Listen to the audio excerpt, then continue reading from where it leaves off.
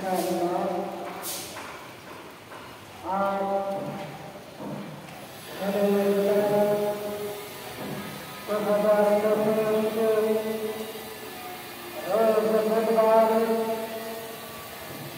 আসরের নামাজের পর থেকে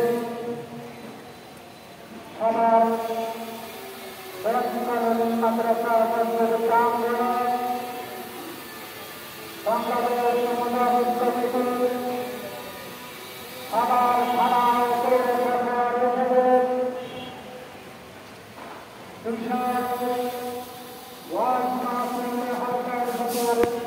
অনুষ্ঠিত হবে।